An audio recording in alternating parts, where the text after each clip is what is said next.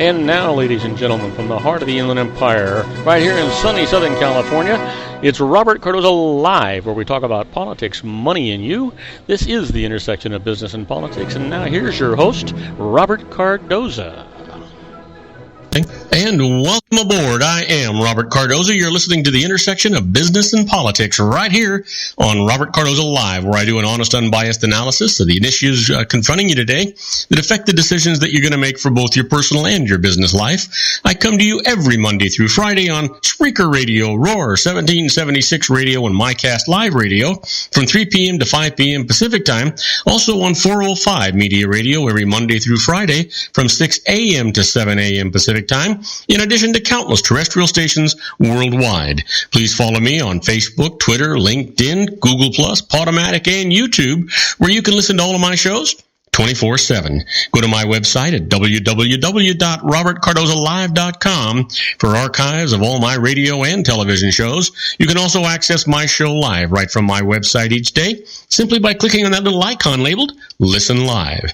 Email me at robertcardozalive@gmail.com, where I get all the emails I deal with here on the show. And you can call into my show if you want to comment or just engage me in conversation about anything.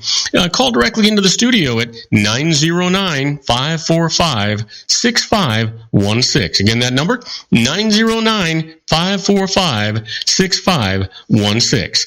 Now, on today's show, we're going to discuss what's in the news, new legislation the IRS loses, and I'm going to answer your emails just like I always do. On today's show, we're going to have a segment by Sean LaFave as he talks about body transplants on his Geared for Wellness Corner.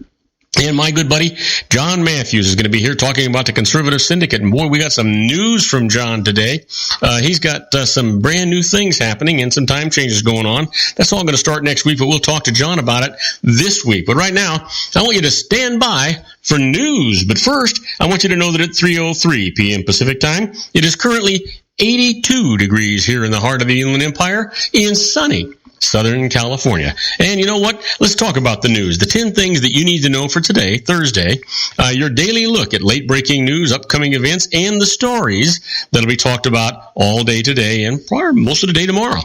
First off, the debate helps clarify contours of the GOP race.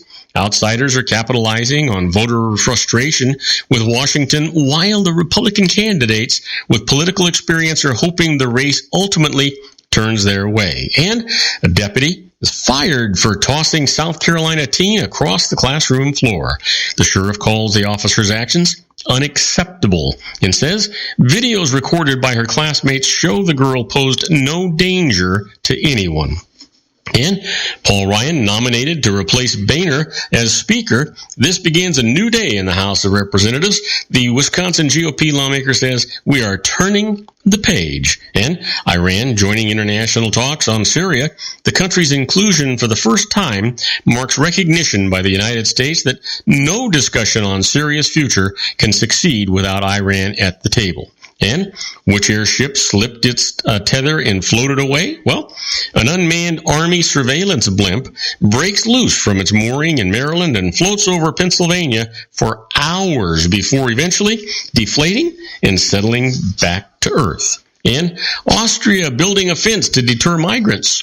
It's a major shift in for the country, which has preached the sanctity of unimpeded internal European Union borders. And whose health has taken a turn? Well, former Toronto Mayor Rob Ford has a new tumor growing on his bladder and is awaiting word on whether it is cancerous. And ex-House Speaker pleads guilty in hush money scheme.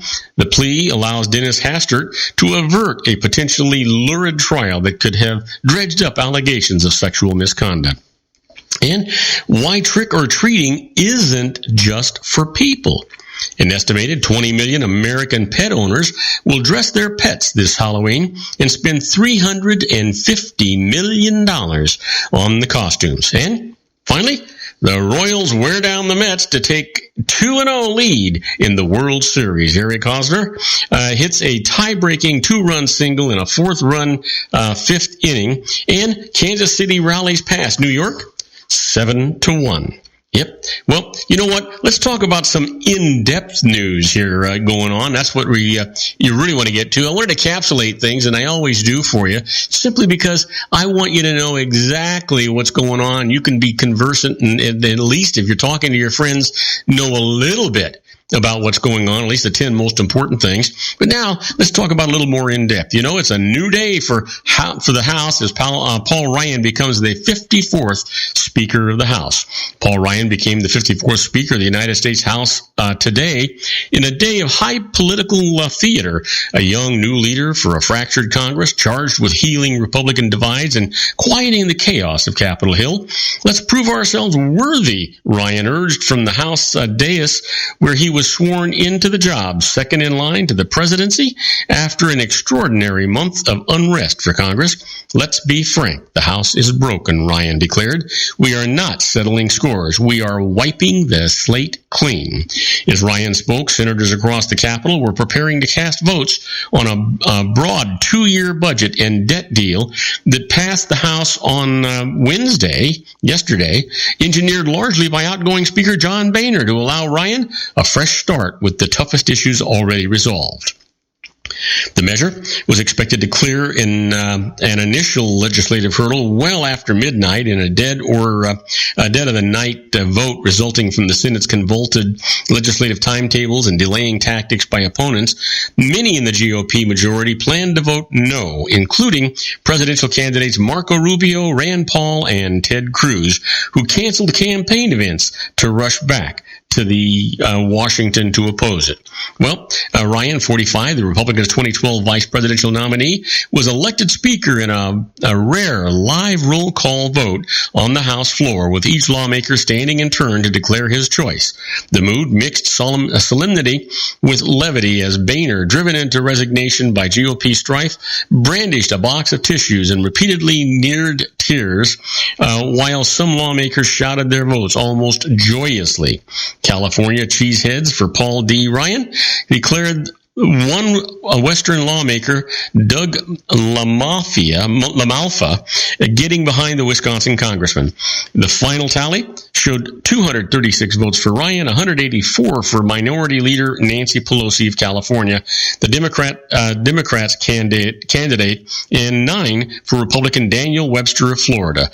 Webster had been the choice of a group of hardcore conservatives who have repeatedly made trouble for GOP leaders, but in the end, most Republicans swung behind Ryan, underscoring the strong desire of nearly all members for a fresh start after years of conflict and GOP infighting. Well, folks, when we come back from our brief commercial message, we're going to talk about, let's see here, after the dismissal debate, Bush seeks ways to steady the campaign. And I'll tell you all about that right after these brief messages. Do not go away. We'll be right back, folks. If you want to increase your client base and sales, then consider this, the Relationship Building Network at RBN. Given the current economic conditions and challenges, we all need to work smarter, make smarter decisions, invest our hard-earned dollars where it'll yield the best return for our investment.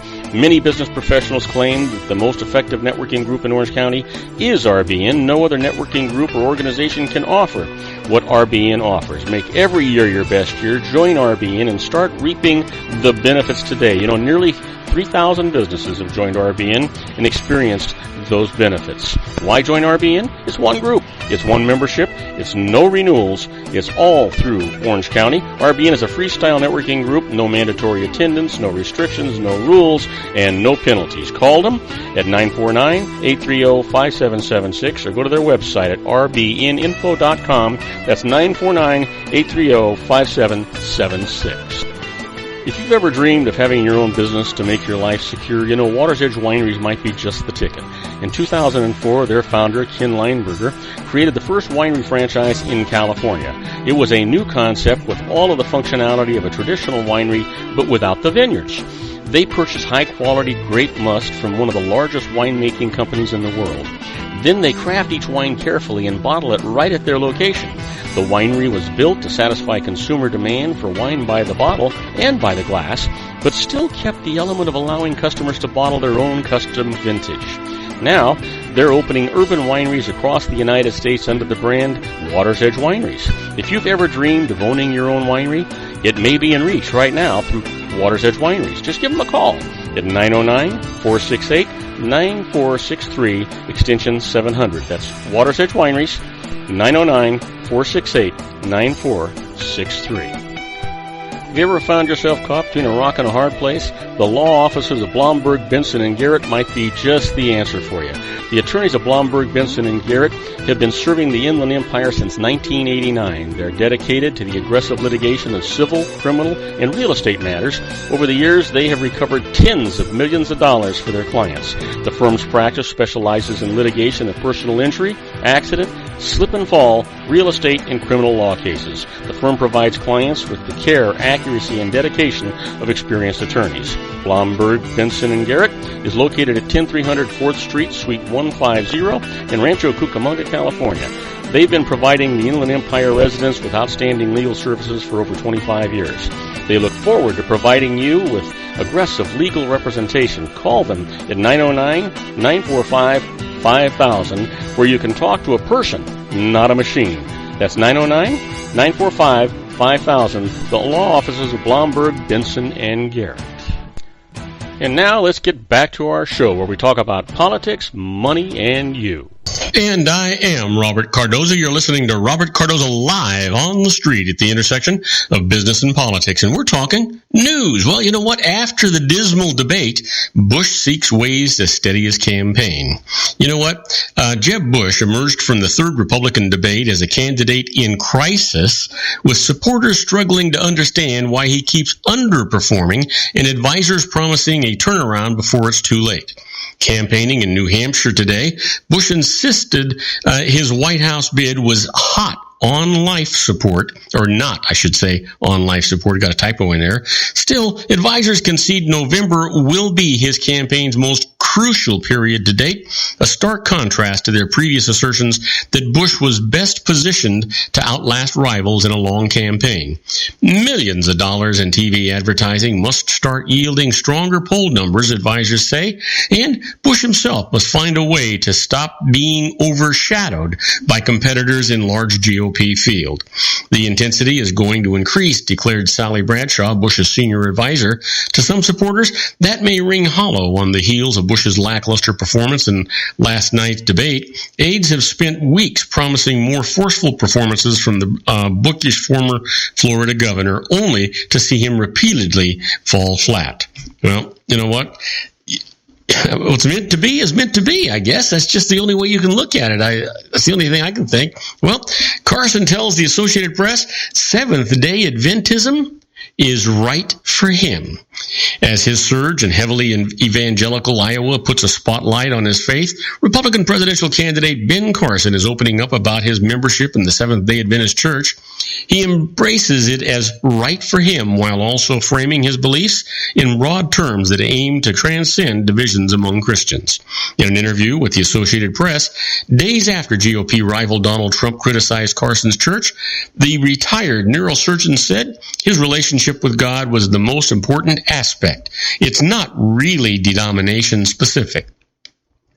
Carson discussed a brief period as a college student when he questioned whether to stay in the church, and in his own criticism, he said it was a huge mistake that the top Adventist policy-making body recently voted against ordaining women. I don't see any reason why women can't be ordained, he said.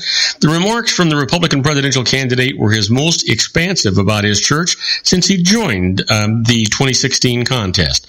Voters have come to know him for his faith-infused policy stands, including his opposition to abortion and gay marriage, without hearing much from him about his Adventism. So we'll see. We'll see what happens. I don't think.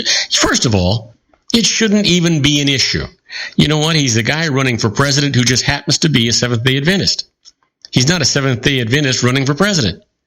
So that's kind of where I see it. That's the way Kennedy saw it when he was elected in the 60s. Well, China's easing of birth limit is a boon for couples and companies. China's decision to abolish its one-child policy is a boon to couples and to sellers of goods, from formula to diapers to toys, and it might help diffuse economic stresses caused by an aging population.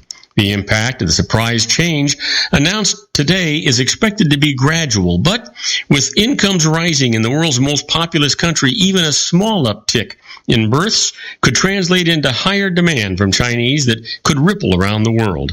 The decision to let all married couples have 2 children, ending a policy that limited many urban families to 1, coincides with official efforts to encourage economic growth based on consumer spending.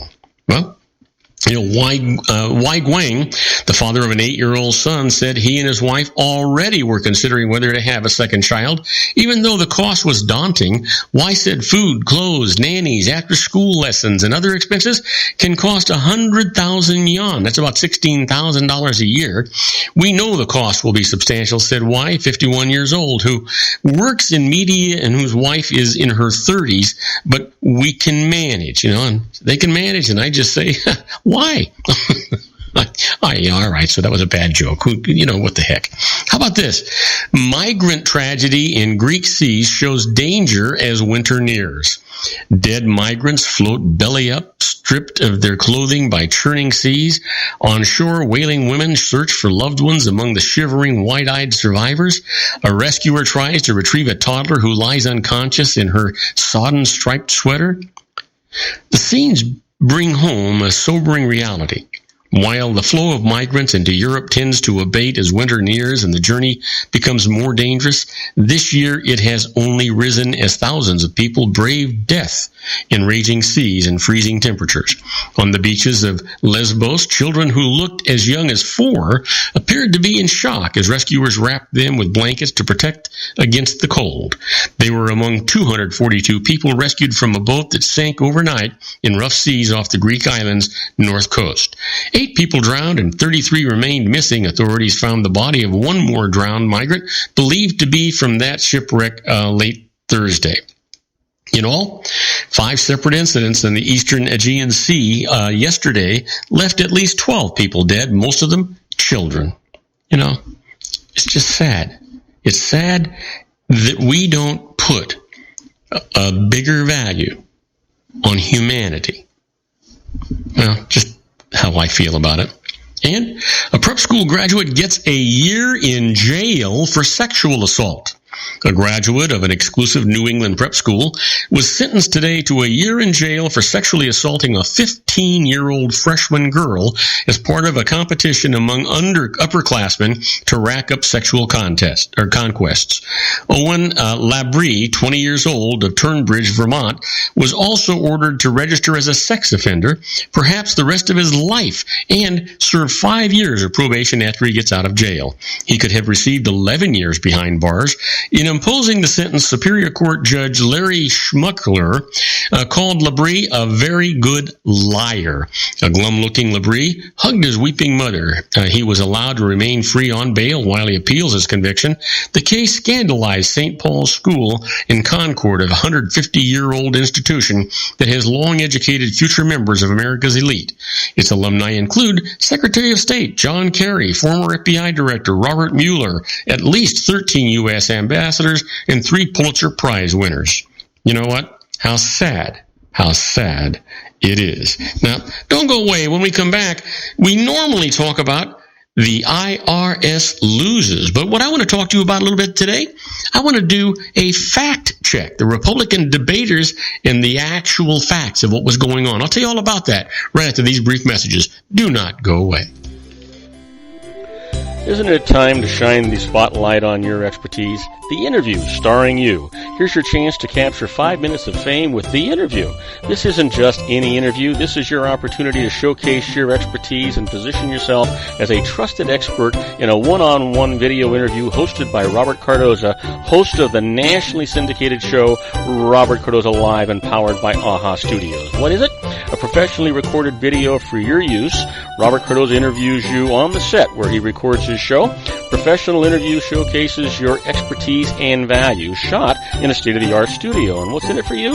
Gain credibility as an expert, earn the trust of your target market, educate in a way that intrigues your audience, gain a powerful marketing tool that offers dozens of uses, website, video sharing sites, social media, email, DVDs, direct mail, lobby video, resumes, profile building, all that kind of stuff. Association with the nationally syndicated celebrity. That's right. And let's talk about AHA Studios. AHA is a strategic marketing firm that leverages the powerful and visual persuasion to help your business create powerful messages that connect with your target market. AHA ventures way beyond strategy, delivering the marketing collateral you need to start driving a new business through your doors. AHA has a full-service, in-house, state-of-the-art production studio to bring your messages to life using video. Discover how to make the interview work for you. Call 949-831-2222. That's 949-831-2222. AHA Image Studios, Incorporated. Dr. Stephen Tidwell, Gentle Family Dentistry in a caring, personalized environment. Here at Dr. Tidwell's office, we are dedicated to helping you keep your teeth healthy.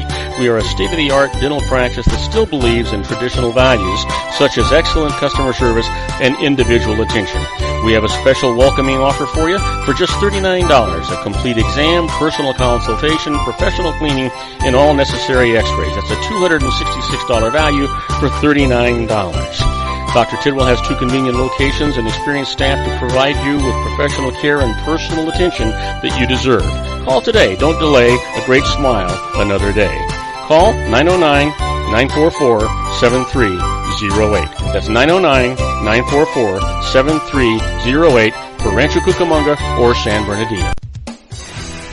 Joel Saltzman is Dr. Wireless. He has turned his considerable expertise into consumer credit risk and wireless security into a highly specialized independent web-based consulting enterprise targeting consumer credit risk analysis and wireless transactional security and monitoring. He works as a wireless analyst, veteran independent agent, and consumer liaison for most wireless telecom carriers and equipment manufacturers. For more than 20 years, corporate and private clients and media audiences have counted on his unvarnished advice while weighing the technology, performance, and cost differences between Sprint, Nextel, AT&T, Verizon, and T-Mobile. Joel specializes in setting up mobile wireless hotspots to be used for disaster preparedness, business continuity, and mobile wireless merchant processing solutions. Call Dr. Wireless at 310-400-4900 or go to his webpage at drwireless.com. Again, call 310-400-4900 or his webpage at drwireless.com. You'll be glad you did. And now, back to our show.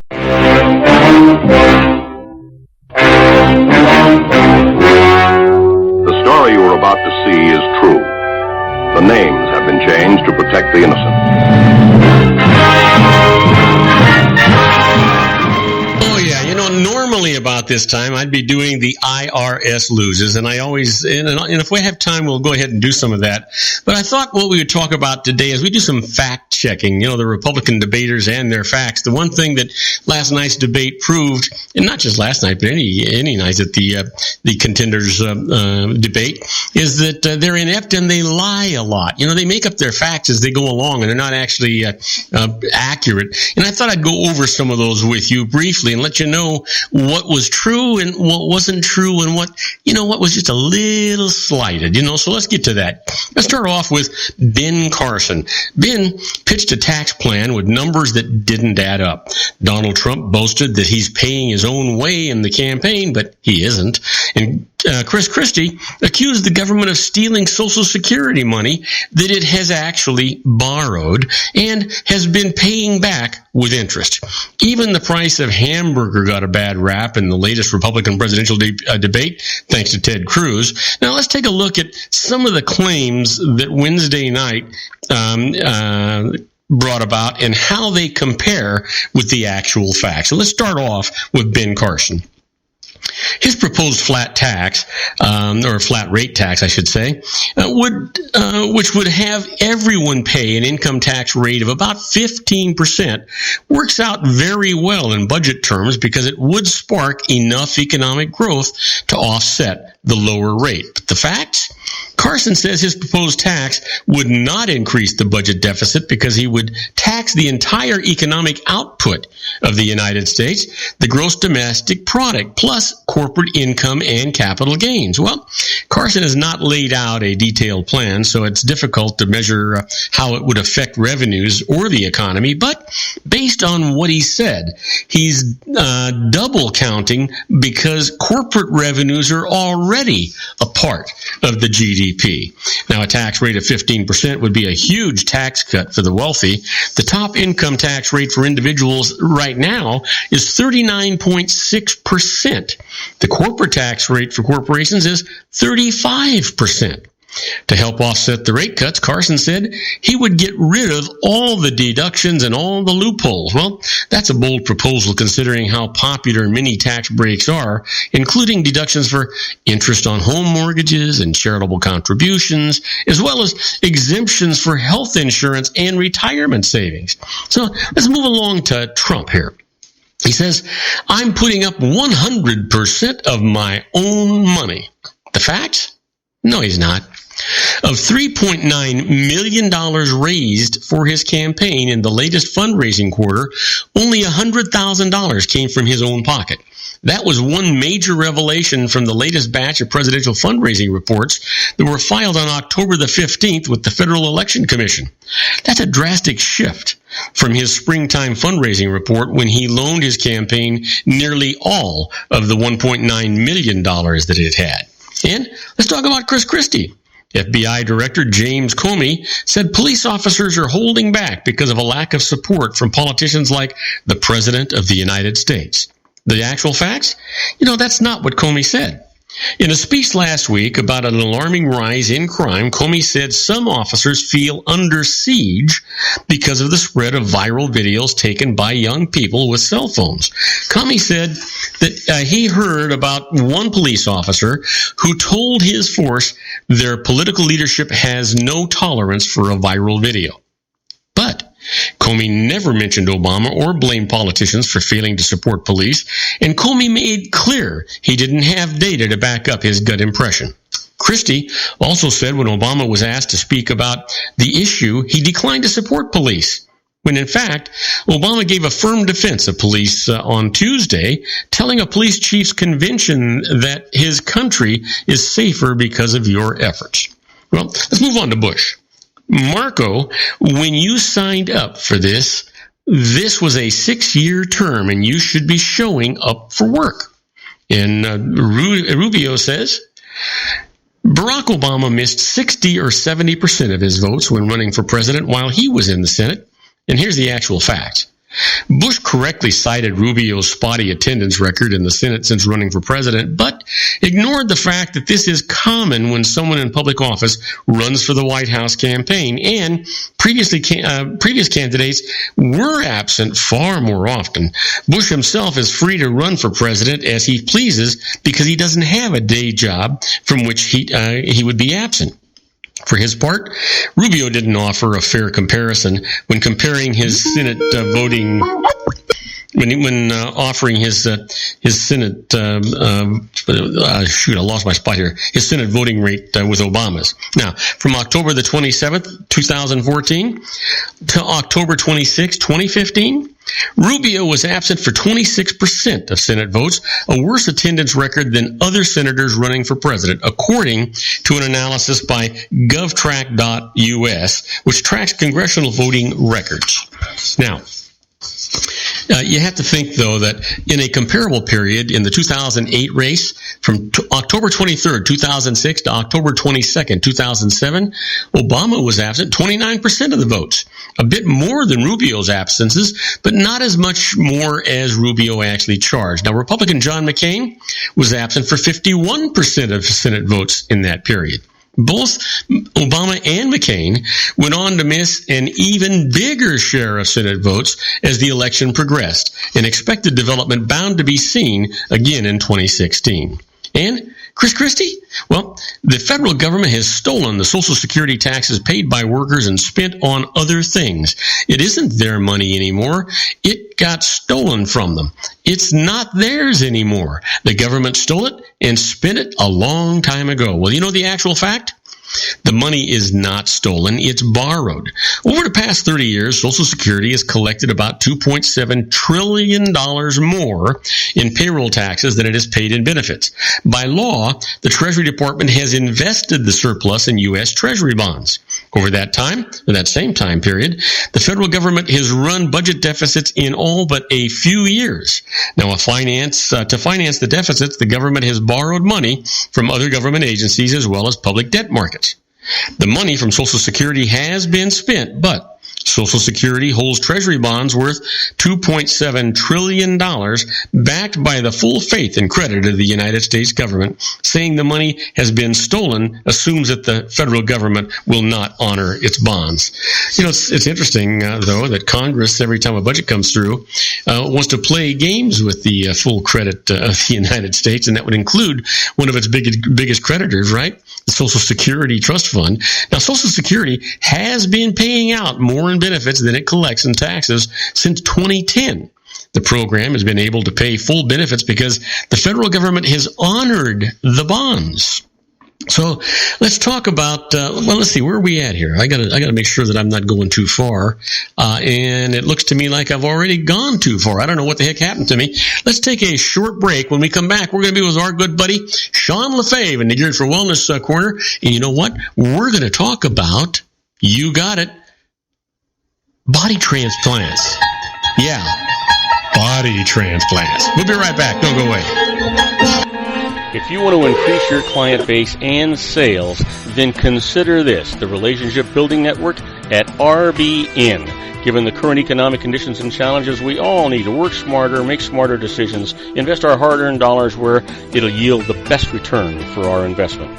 Many business professionals claim that the most effective networking group in Orange County is RBN. No other networking group or organization can offer what RBN offers. Make every year your best year. Join RBN and start reaping the benefits today. You know, nearly 3,000 businesses have joined RBN and experienced those benefits. Why join RBN? It's one group. It's one membership. It's no renewals. It's all through Orange County. RBN is a freestyle networking group. No mandatory attendance, no restrictions, no rules, and no penalties. Call them at 949-830-5776 or go to their website at rbninfo.com. That's 949-830-5776. If you've ever dreamed of having your own business to make your life secure, you know Water's Edge Wineries might be just the ticket. In 2004, their founder, Ken Lineberger, created the first winery franchise in California. It was a new concept with all of the functionality of a traditional winery, but without the vineyards. They purchased high-quality grape must from one of the largest winemaking companies in the world. Then they craft each wine carefully and bottle it right at their location. The winery was built to satisfy consumer demand for wine by the bottle and by the glass, but still kept the element of allowing customers to bottle their own custom vintage. Now, they're opening urban wineries across the United States under the brand Water's Edge Wineries. If you've ever dreamed of owning your own winery, it may be in reach right now through Water's Edge Wineries. Just give them a call at 909-468-9463, extension 700. That's Water's Edge Wineries, 909-468-9463. Have you ever found yourself caught between a rock and a hard place? The law offices of Blomberg, Benson, and Garrett might be just the answer for you. The attorneys of Blomberg, Benson, and Garrett have been serving the Inland Empire since 1989. They're dedicated to the aggressive litigation of civil, criminal, and real estate matters. Over the years, they have recovered tens of millions of dollars for their clients. The firm's practice specializes in litigation of personal injury, accident, slip and fall, real estate, and criminal law cases. The firm provides clients with the care, accuracy, and dedication of experienced attorneys. Blomberg, Benson, and Garrett is located at 10300 4th Street, Suite 150 in Rancho Cucamonga, California. They've been providing the Inland Empire residents with outstanding legal services for over 25 years. They look forward to providing you with aggressive legal representation. Call them at 909-945-5000, where you can talk to a person, not a machine. That's 909-945-5000, the law offices of Blomberg, Benson, and Garrett. And now let's get back to our show where we talk about politics, money, and you. And I am Robert Cardoza. You're listening to Robert Cardoza live on the street at the intersection of business and politics. We're at 3:35 p.m. Pacific time, currently 82 degrees here in the heart of the Inland Empire in sunny Southern California. Well, let's bring my good buddy Sean LaFave in here. Let's get him introduced right first. And now, ladies and gentlemen, coming to you from his personal meditation lounge in Orange County, California, a professional dedicated to conquering many chronic conditions from autism to weight loss and everything in between. The nationally recognized wellness coach, consultant, and lecturer, Sean LaFave, in his Geared for Wellness Corner. Hey, Sean, welcome aboard. How you doing, my friend? I'm doing awesome, Robert. How are you doing today? I'm doing terrific. Other than, I think I forgot to look at the clock. I got so involved in some of the stuff I was doing that you know me, right? I'm getting old. I don't know if I arbitrarily just didn't pay attention to it or I was enjoying the segment so much that I ran over. But in any event, we've got you here now, and I'm really excited about it, looking forward to it. You always have an exciting segment coming into us. But I was wondering if you had a chance last night to listen to the liars debate. I did not. No. I just, it was so funny. Matter of fact, I think it was it last night I posted it? I think it was last night. No, it wasn't last night. Last night's game didn't go. That was a normal game. The night before that, the World Series, of course, is on, and I'm like literally the first game. A friend of mine said, "Oh, we're going to be watching the World Series," and I said, "Oh, who's playing?" So, I mean, literally, there was a legit question. I really had no clue. And the funny thing is, it's the Kansas City Royals, and I lived in Kansas for 15 years, so you think I would have a clue, but I don't. But anyway, so well, the Royals I don't ever turn on my TV. Well, the Royals are ahead 2-0. So So we'll see. You know what? And nothing seems to be going the way I thought it was going to go. I wanted the Cubs to win because they hadn't won in 100 years or whatever the heck it was. They didn't win. So then the Mets went up against Kansas City, and I wanted the Mets to win. It doesn't look like that's going to happen either. Oh yeah, they're going to have to. They've got a road ahead of them now. I mean, they lost. Well, they almost won the game in Kansas City, and then I think it was Kansas City they played the first one. The first one, wasn't it? Yeah. But yeah, and then of course the second game, I actually was out at a restaurant where what is the deal with all of these restaurants? You can't go anywhere these days to eat, and there's not a TV on the wall. And I don't quite get that. And you know what? And I think that you and I feel the same way. If I wanted to watch TV, I'd have stayed at home. If I wanted to go out for a nice meal and enjoy a nice evening, I wouldn't be looking at television. What the hell are they doing? Yeah, even nice restaurants have TVs up, and I'm like, well, why? I just don't get it. Yeah. But it's just weird, how there's TVs everywhere. But anyway, so I was out at a restaurant last night, and they had the game on, and so I was able to kind of follow it. And it was just, Kansas City just destroyed them. It wasn't even a close game. It was horrible. Well, you know what's interesting? When I was a young man or young boy, when I was in school, I was into the World Series, and I'm still kind of into the Super Bowl, but still, but not the way that I used to be when I was a kid. Now, I can take it or leave it. I have not seen a World Series game, and I probably won't unless it gets to be the last game to decide who the winner is going to be, and I might watch that game or might not. I don't know. I've lost all those kind of interests. But I used to love, I wanted to see a championship boxing match. I wanted to see the championship basketball. I wanted to see the championship football, the baseball World Series. All that stuff used to just excite the hell out of me. And now, Yeah, I couldn't care less about pretty much any of it. There are some things I wouldn't mind going to see. Like I do enjoy like the Ultimate Fight Championships, those kind of things that are a little bit more real. Boxing, I think, there was the last fight was a Pacquiao or whatever. I think it was just, to me, it seems so rigged. It just didn't seem real. And I don't know, maybe it's just, I'm pessimistic about it, but. And you know what? Isn't it sad? Because, you used to think in terms of, baseball, football, and boxing were legitimate sports that they weren't rigged, and you won or lost, it was going to be a fight, right? And especially boxing, it was going to be a fight till somebody was laying down on the canvas. And you're right. I don't have that same confidence anymore. Nope, I definitely don't. So you know what? And I'll bet you. And if you get hit hard enough, and you get knocked down to that canvas, it might require a body transplant. It might require a body. Are we back on body transplants again? Isn't that what you said isn't it Tuesday? Didn't you say we were going to get back to a body transplant, or was it going to be a head transplant? Well, I prefer the term body transplant. It sounds more fun than a head transplant. So did we decide we were going to talk about something else? Because I thought that's what you said you were going to talk. I don't really care. I think. Well, we talked about. We can still talk about it. I know we talked about it quite a bit last time, but I thought we were going to talk about the gut bacteria and how it affects your health. But I'm ready. You know me. I'll talk about whatever you want to talk about. Hey, buddy, it takes a lot of guts to want to change the subject like that. But you know what? I think that since you've already done that segue, we ought to go ahead and deal with gut bacteria. So are we?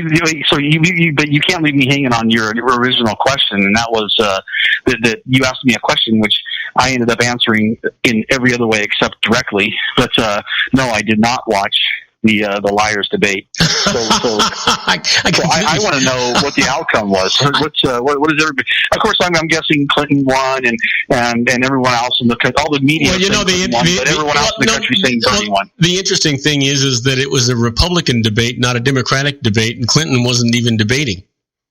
Oh, was it a Republican one? Again, it shows you I really don't pay attention to stuff anymore. I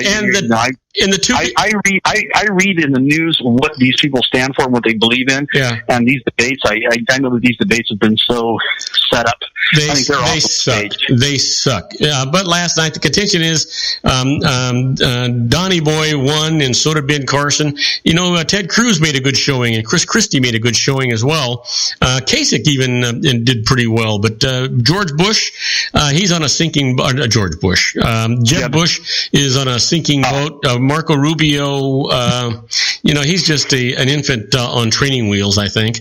And he's just too young. He's a great guy, and I like him. I think we talked about this a couple months ago. I think that he'd be great, in 8 years from now. But, and Carly, I'll tell you what, Carly Fiorina, who I do not like for a number of reasons, I actually brought up something that made a lot of sense to me as an accountant, and that was zero-based budgeting.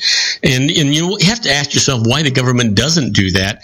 And the one thing that Kasich said is if he got to be president, he would make sure that we had a balanced budget amendment. And we certainly need one for the country. But you know what? Every president has wanted to have one, but Congress refuses to put an amendment in for a balanced budget amendment. And well, it's not just Congress that does it. The majority of the states have to approve it. But that's exactly what we need. We need to have a balanced budget amendment, and we need to have line item veto power for the president of the United States. Then we could get things done. And it sounds great to me, as long as the president is someone I like.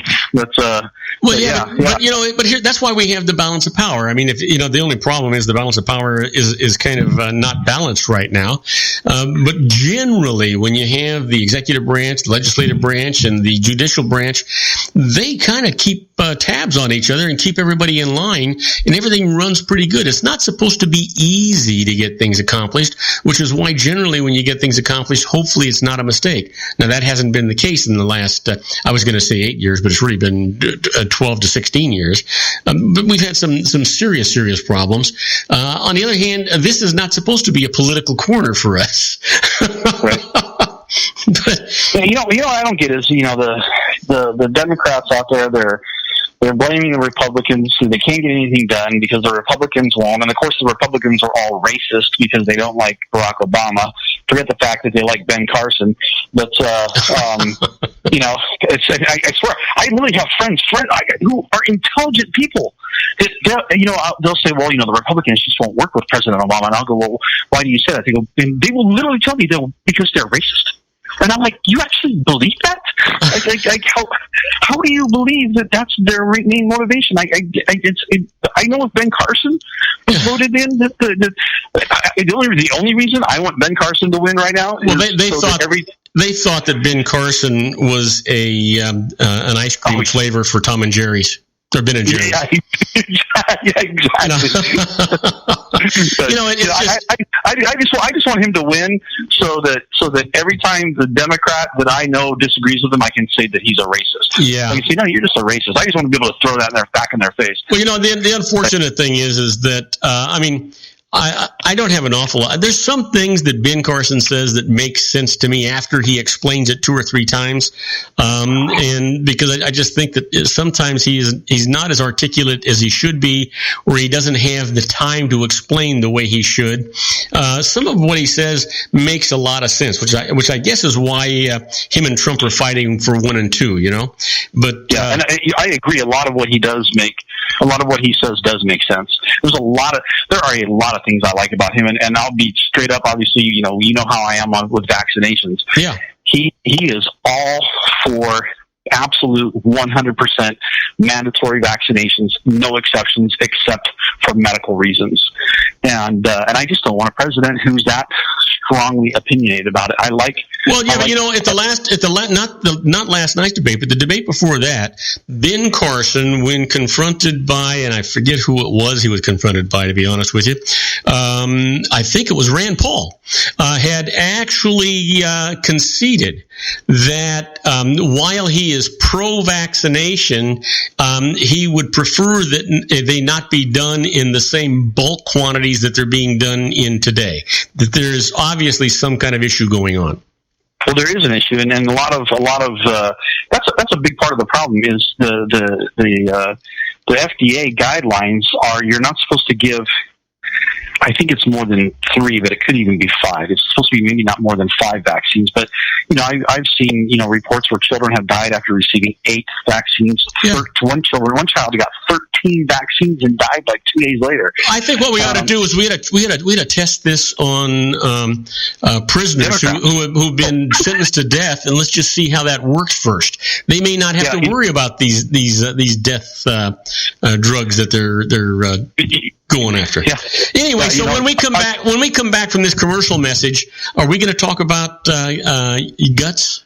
You got the guts to talk about guts. You got the guts to talk. You got the guts to talk about guts. I got the guts to talk about guts. Okay, Absolutely. So when we come back from this commercial message, we're going to talk to a guy who's got the guts to talk about guts right after this. Don't go away. Our own Sean LaFave. Isn't it time to shine the spotlight on your expertise? The Interview, starring you. Here's your chance to capture 5 minutes of fame with The Interview. This isn't just any interview. This is your opportunity to showcase your expertise and position yourself as a trusted expert in a one-on-one video interview hosted by Robert Cardoza, host of the nationally syndicated show Robert Cardoza Live and powered by AHA Studios. What is it? A professionally recorded video for your use. Robert Cardoza interviews you on the set where he records his show. Professional interview showcases your expertise and value, shot in a state-of-the-art studio. And what's in it for you? Gain credibility as an expert, earn the trust of your target market, educate in a way that intrigues your audience, gain a powerful marketing tool that offers dozens of uses, website, video sharing sites, social media, email, DVDs, direct mail, lobby video, resumes, profile building, all that kind of stuff. Association with the nationally syndicated celebrity. That's right. And let's talk about AHA Studios. AHA is a strategic marketing firm that leverages the powerful in visual persuasion to help your business create powerful messages that connect with your target market. AHA ventures way beyond strategy, delivering the marketing collateral you need to start driving a new business through your doors. AHA has a full-service, in-house, state-of-the-art production studio to bring your messages to life using video. Discover how to make The Interview work for you. Call 949-831-2222. That's 949-831-2222. AHA Image Studios, Incorporated. Dr. Stephen Tidwell, Gentle Family Dentistry in a caring, personalized environment. Here at Dr. Tidwell's office, we are dedicated to helping you keep your teeth healthy. We are a state-of-the-art dental practice that still believes in traditional values, such as excellent customer service and individual attention. We have a special welcoming offer for you for just $39. A complete exam, personal consultation, professional cleaning, and all necessary x-rays. That's a $266 value for $39. Dr. Tidwell has 2 convenient locations and experienced staff to provide you with professional care and personal attention that you deserve. Call today. Don't delay a great smile another day.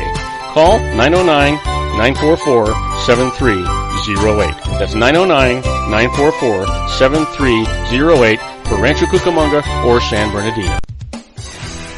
Joel Saltzman is Dr. Wireless. He has turned his considerable expertise into consumer credit risk and wireless security into a highly specialized independent web-based consulting enterprise targeting consumer credit risk analysis and wireless transactional security and monitoring. He works as a wireless analyst, veteran independent agent, and consumer liaison for most wireless telecom carriers and equipment manufacturers. For more than 20 years, corporate and private clients and media audiences have counted on his unvarnished advice while weighing the technology, performance, and cost differences between Sprint, Nextel, AT&T, Verizon, and T-Mobile. Joel specializes in setting up mobile wireless hotspots to be used for disaster preparedness, business continuity, and mobile wireless merchant processing solutions. Call Dr. Wireless at 310-400-4900 or go to his webpage at drwireless.com. Again, call 310-400-4900 or his webpage at drwireless.com. You'll be glad you did. And now, back to our show. And I am Robert Cardoza. You're listening to Robert Cardoza live on the street at the intersection of business and politics. We're talking to our own Sean LaFave, who's got the guts to talk about guts and is going to talk about guts right now. Hey, Sean, what's in your gut? You know, there are billions of little living organisms in your gut. As a matter of fact, you have, I believe it is 10 times more organisms living in your gut than you do cells in your entire body. So that tells you what's in your gut. You've got a whole ecosystem down there. And when that gets out of balance, just like anything else in the world, you know, it starts throwing your body off. I'm going to move. Yeah.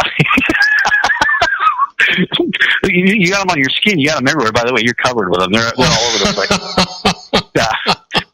So, sorry, man. There's no running away from those. Okay. But you know, it's funny. They're able to. It's crazy. You know, the more you learn about the human body's pretty amazing, and we do have this this whole ecosystem in our gut of literally billions and billions of living organisms that make us who we are. Like, you know, everyone will say you are what you eat. Well, actually, really what you are is you're the byproduct of what is broken down in your gut by those organisms living in your gut. They actually eat it, and then they convert it into something else. And so you're actually. Whoa! You're saying I process this food. I eat this food. It gets down into my gut. Some little microorganism now eats that food. It processes it and poops into my gut the stuff that keeps me alive. Yep. Yeah, exactly. And I don't know that I want to know this. In fact, when you can test, they know all the different bacteria in your gut. They actually know what their poop looks like, and so when you do a test, like say you can either do a stool test or a urine test, and they can tell you if you have what's called gut dysbiosis, if you have an imbalance of good bacteria versus bad bacteria in your gut. And what they do is they actually test for the bacteria poop. Is basically what they do. They're looking for how much of there is in your waste product. How come I'm not getting botulism from them little critters? Because it's good poop. Oh, okay. It's not that I doubt you, but I just can't swallow the idea of good poop. Yeah, well, you know, speaking of swallowing good poop, there's God, I hope your mother is not listening to this show. There's a treatment out there for people who have really poor gut bacteria or gut fauna, as they would say, when they're in a really bad state of dysbiosis. They actually have what's called a fecal transplant, and they actually take the poop from a healthy person. Wait a minute.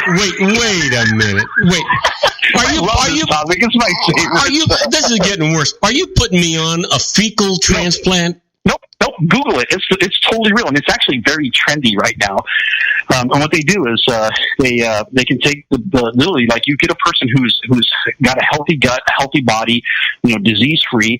They also have all the bacteria in their gut comes out in their poop. And so what they'll do is they'll harvest someone else's feces, and they can do two things. They can either inject it into you via enema, or they can encapsulate it in pills, and you can take it like a supplement. And for some people need to do one way, some people need to do the other way, and some people need both, depending on what your issues are.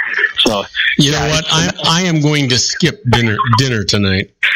I'm probably going to skip breakfast tomorrow. So I know from this point forward that if you ever need nutrition from me and I hand you something that has brown pills in it, you are not going to take them. I'm pretty sure, even no matter how much I try to convince you that they're not someone's poop. Damn straight, buddy. But there are actually companies out there. Systemic Formulas is one of them. They're trying to figure out how to harvest that bacteria that they get from the poop. And I just love saying poop. It's just a fun word to say. But they harvest the bacteria. They're trying to get it so they can encapsulate. Just well, like the thing that upsets me is we go through all this effort and go through all of this processing, and then we just send it right down the toilet. Right. Yep. Exactly. And and hopefully what we're sitting down the toilet is I cannot believe we're having this conversation. This is one of my favorite conversations to have, is to talk about poop in general. But, that's a lot of crap. And I tell you, there's a lot of crap. There's a lot of crap in this country, I promise you. I wouldn't make it a habit calling me that. But yeah, no,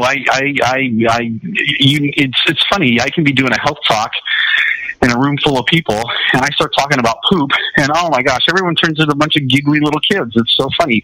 Even the guy that's sitting there with his arms crossed looking at me like he wants to, he stabbed me because his wife dragged him to the event.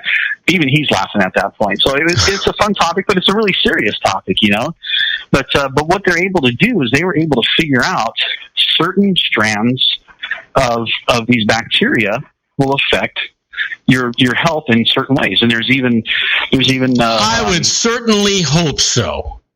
Lactobacillus helveticus. How's that for a Helveticus? That's even a fun one to say, And it sounds like a typeset for your computer.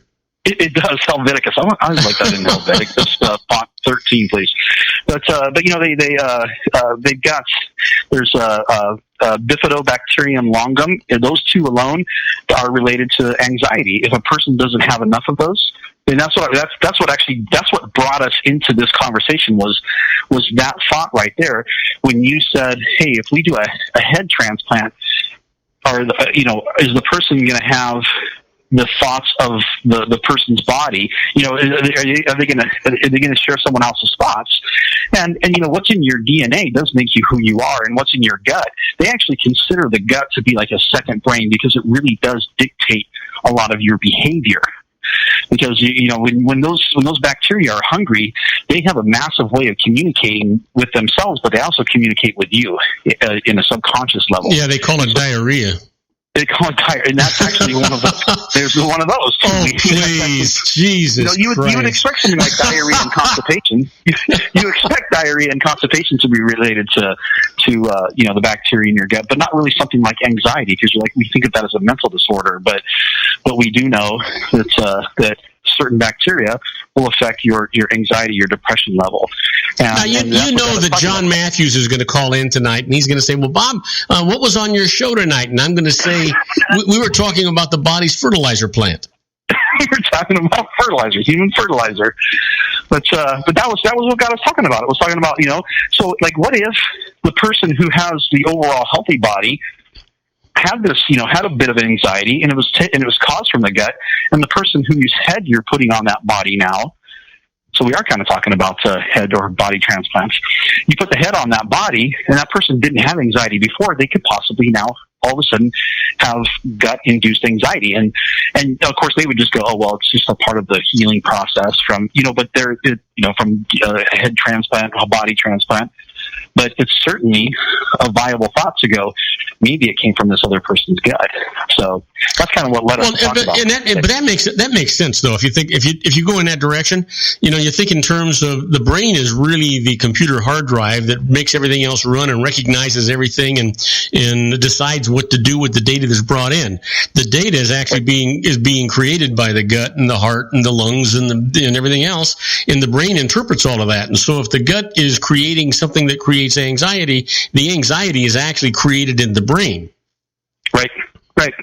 Yeah, it's created in the brain, but it's caused by something in the gut, and that's exactly right. So that explains why sometimes people say you just got a gut feeling about this, right? Oh yeah. I totally believe that that's a big part of it. Like I said, these bacteria in your gut, people say, I can sense this, I can feel this, like your body has that intuitive state, and some people are just really, really good at it. And I think some people have learned to recognize it. Just like you can learn to recognize, like, okay, I'm starting to feel this pain, or I'm starting to feel a little sluggish, and you learn how your body, like, okay, I ate this, and you learn how your body, you can learn that intuitiveness. It's a big part of who we are, and I do believe that a lot of it comes from that gut, because you've got, again, billions of living organisms inside your gut. They're on your skin. They're everywhere. Matter of fact, one of the things it talks about in here is colic. And all right, so I want you to keep talking, because I'm going to go take a fast shower. Okay, that's great.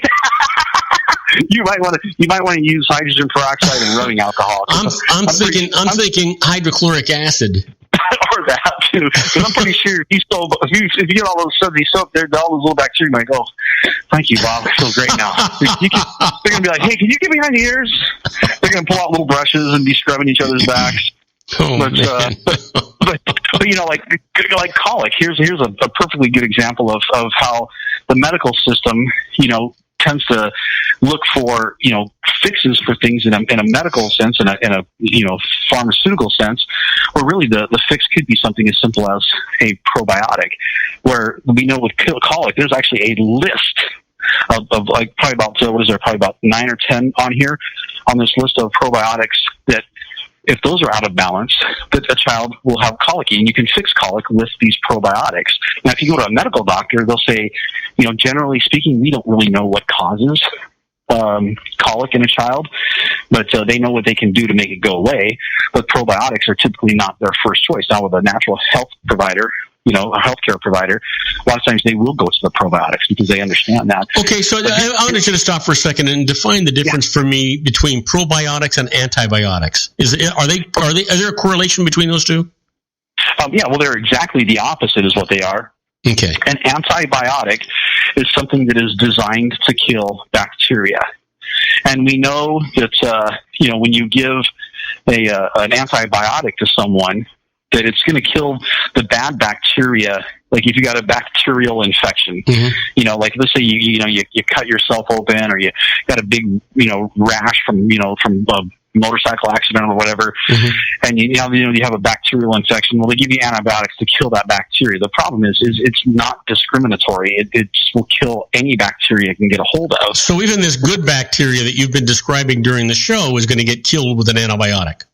Right, and that's why we know that a lot of people who take antibiotics will get constipated, or sometimes they'll get diarrhea. Women will tend to get yeast infections. Okay, so let me ask you this, because we've only got about a minute or so left. So when you do that, because I didn't understand about all this bacteria and stuff like that, a little bit maybe, but now you've got me thinking, and that is that when we take antibiotics, we're not only killing that site of that infection, we're actually affecting your immune system, because we're killing all these little bugs that are supposed to be protecting us, right? That's exactly right. Yeah. That's exactly right. And what a probiotic is just the good bacteria that your body needs. And there's all kinds of different ones, that have different strands of bacteria in them, and you can get, different ones from different companies. But, there's some few base ones that almost all of them have.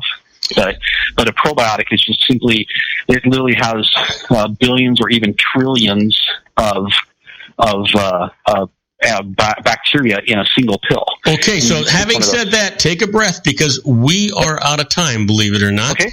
Well, let's get back to this on Tuesday. Absolutely. This is fascinating. You have a fantastic fantastic weekend, my friend. I don't know what you got planned, but make it fun for yourself and everybody that's with you.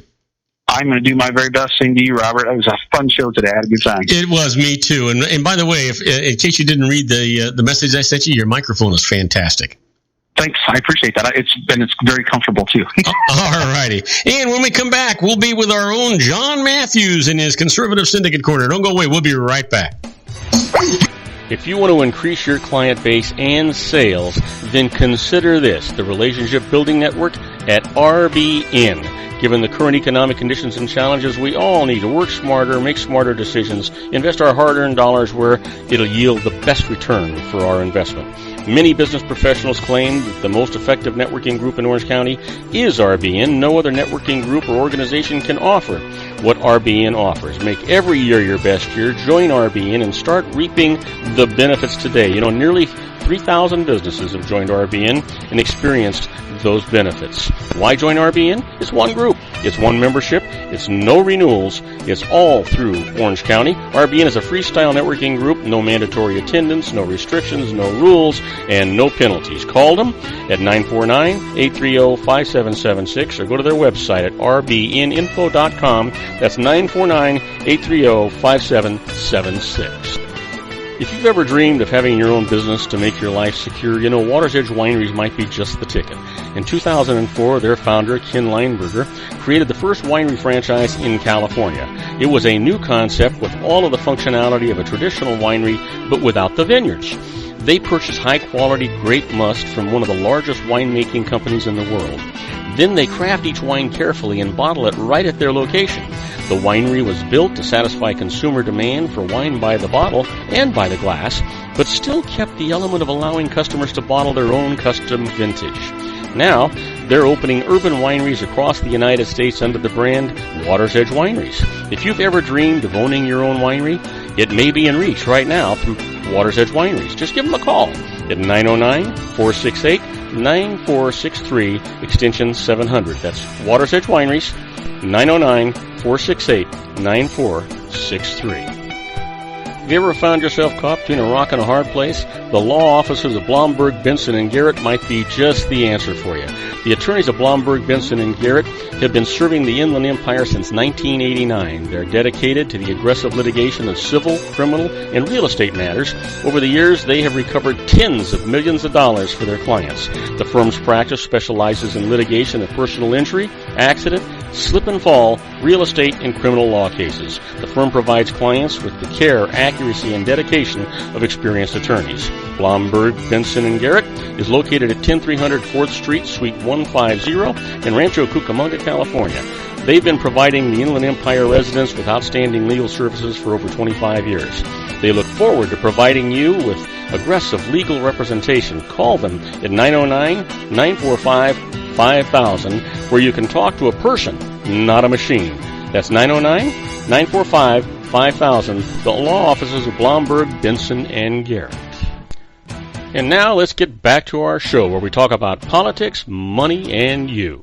And I am Robert Cardoza. You're listening to Robert Cardoza live on the street at the intersection of business and politics. We're at 4:07 p.m. Pacific time. It is currently 80 degrees here in the heart of the Inland Empire in sunny Southern California. Well, my good buddy John Matthews is waiting in the wings. Let me get him, get his introduction in here, and let's get him on the board. We got some exciting stuff to talk about here today.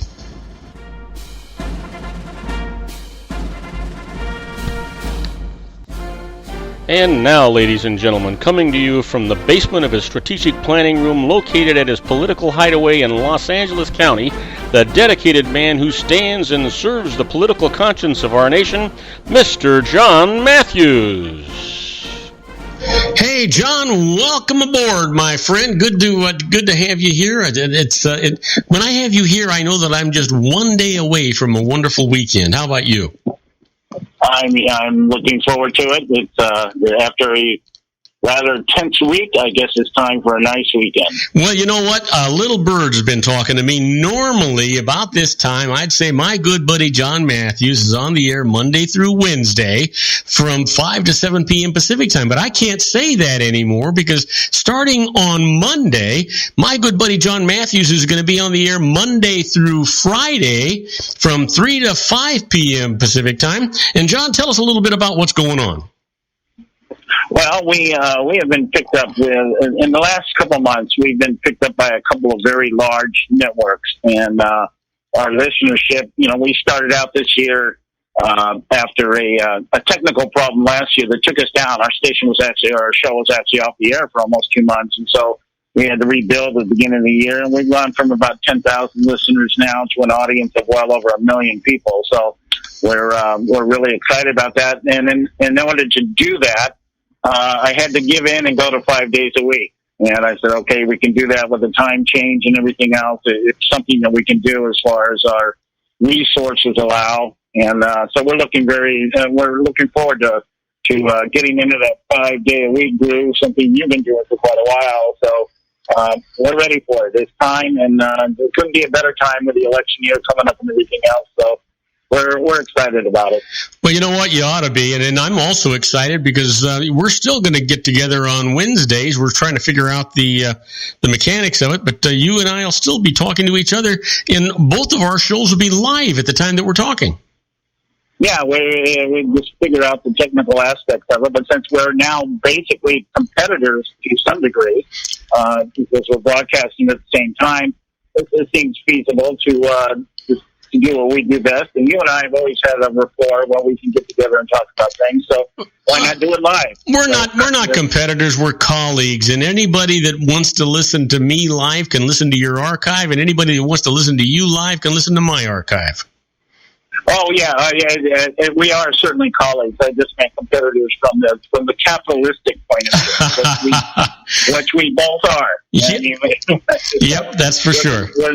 Yeah. Hey, so listen, did you get a chance to listen to the Liars debate last night? Well, actually, I did because, as I stated, we had a little bit of a technical problem yesterday, so we were actually off the air. So it gave me time to check in on the debate, and I have to tell you, it was a little bittersweet. There was some good and some bad. But I think for all the attempts of the liberal media last night to just try to roast everybody that was up there on the stage, this debate probably had more substance to it than the previous two. There were things that were said on that stage last night that finally put some substance to some of the ideas that some of these people have. Well, John, I gotta tell you, there were some really great ideas that came out of there that there just wasn't enough time to pursue. And if the moderators hadn't been playing to their own audiences and their own ratings and had allowed the candidates to actually expand on some of the ideas that were coming out, that would have been just absolutely phenomenal debate. As it was, the candidates had to fight for time to actually give cohesive answers that were going to go out. Well, I think it was funny. I mean, it was obvious that CNBC was trying to duplicate what's happened with the last two debates. Both of the last two GOP debates have been record setters. CNN and Fox News both set record audiences. CNBC, unfortunately, if they double their audience, they go from 2 to 4.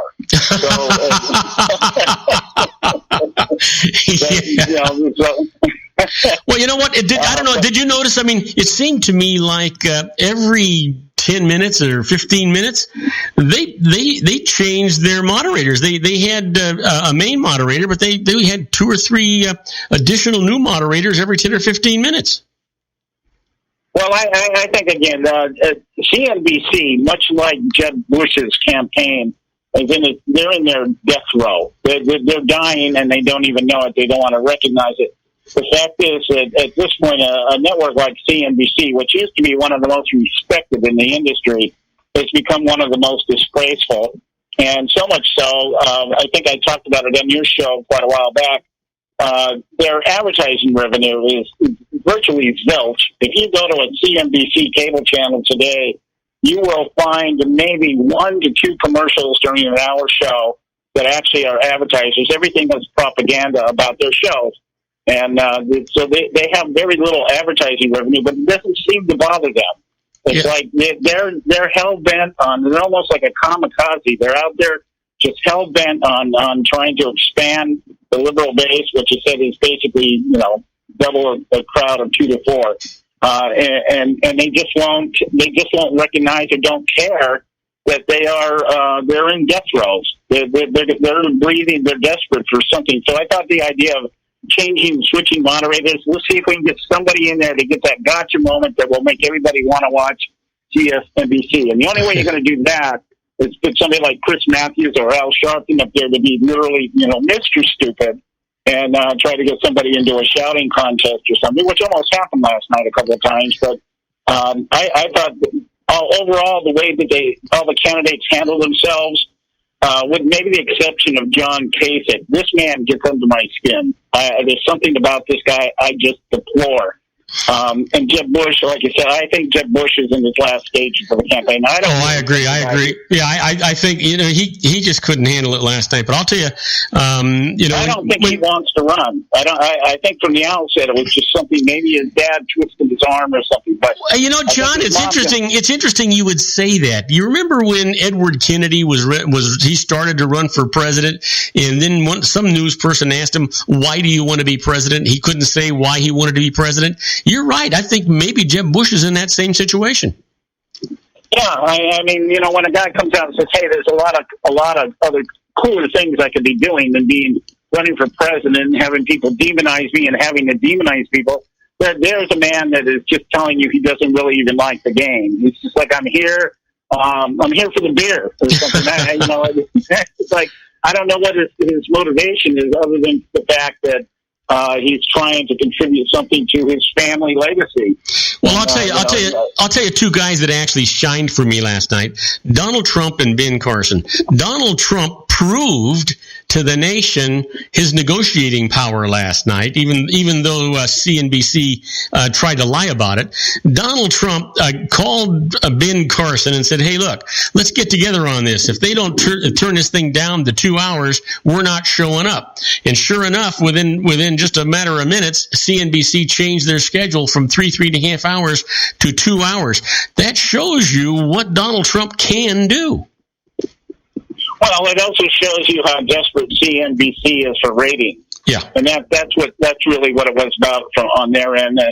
For me, I have to be really honest and say the highlights of the night for me were probably Marco Rubio and Ted Cruz. I'm really gaining some respect for Marco Rubio. I'll tell you what, I was impressed with Ted Cruz. Marco Rubio, he's a debater and he's got all these pre-planned, arguments and things, and he speaks well. I really wasn't that impressed with Marco Rubio, but Ted Cruz impressed the hell out of me last night. Yeah, well, I thought Marco Rubio's high point was taking on his mentor. Well, yeah. Bush, Well, but here's the thing. The mentor took him on, and when Marco Rubio went back at him, the mentor didn't know what to do. Yeah, and I thought that was indicative of somebody that is trying to become his own man. I'm still not a Marco Rubio fan, but I thought he handled himself real well. He is articulate. He doesn't get rattled. I'll give him that. I just don't agree with his policies. He has nothing on the policy level that I would look at. And I think I think Chris Christie had a good showing last night. Well, Chris Christie is Chris Christie. He's the Jersey Bomber. So he's going to get his shots in no matter what. But these people are irrelevant. Chris Christie's irrelevant. John Kasich certainly is irrelevant.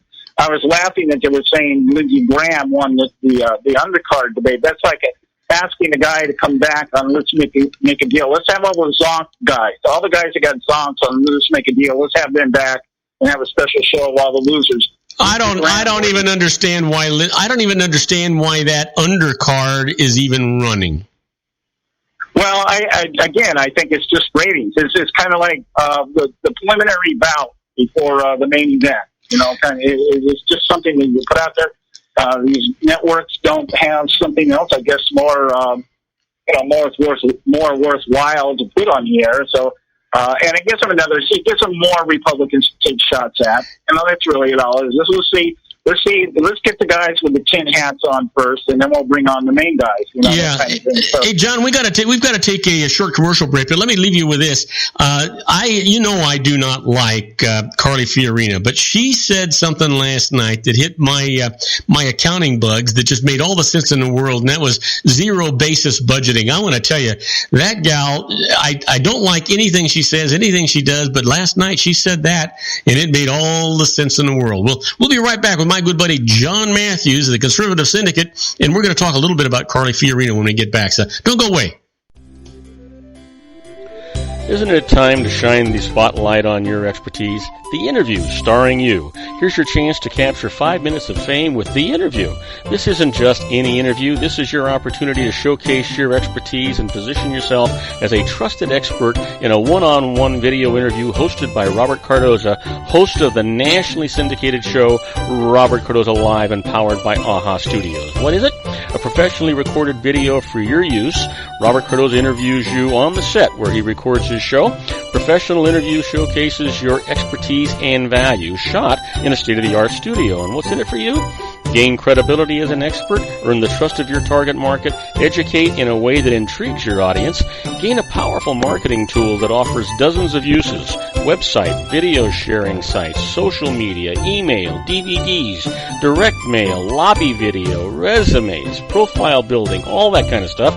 Association with the nationally syndicated celebrity. That's right. And let's talk about AHA Studios. AHA is a strategic marketing firm that leverages the powerful and visual persuasion to help your business create powerful messages that connect with your target market.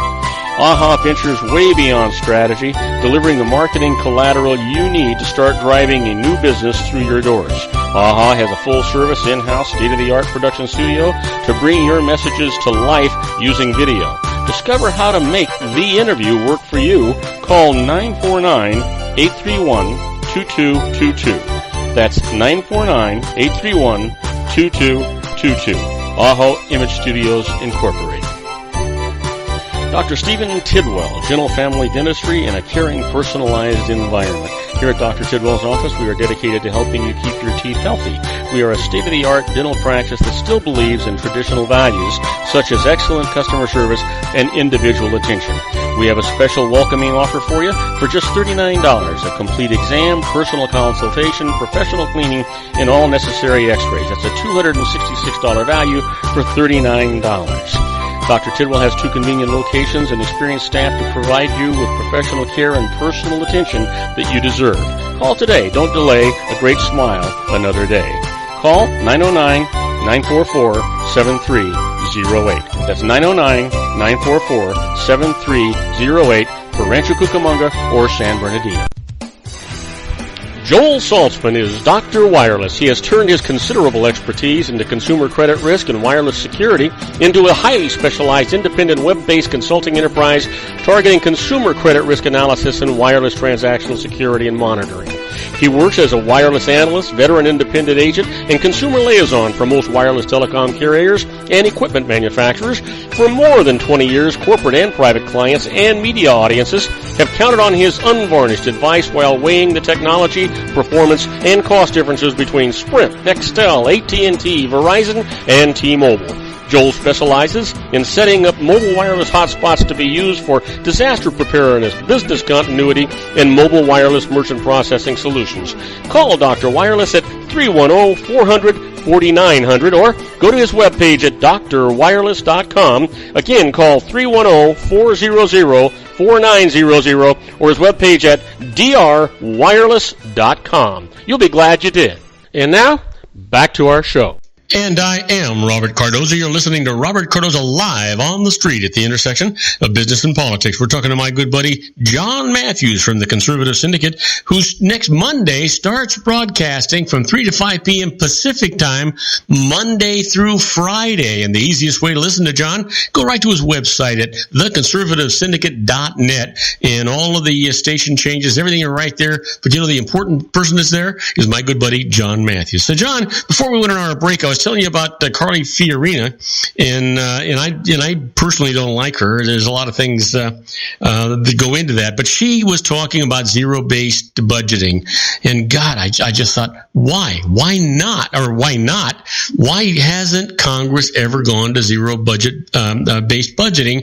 And I have a feeling that maybe Paul Ryan is going to support something like that. It seems to me he would. He's an accountant, and that coupled with a balanced budget amendment would be all this, and line item veto would be all this country needs to get it on the road. Well, I am, at one time, I was a pretty avid fan of Fiorina. Excuse me. She lost me with her comments about being okay with a Muslim in the White House. That pretty much nixed her from my list. She was on my short list all the way up to that time. I've had two things that Fiorina brought to the debate last night, because I do like her ability to recognize and articulate an argument.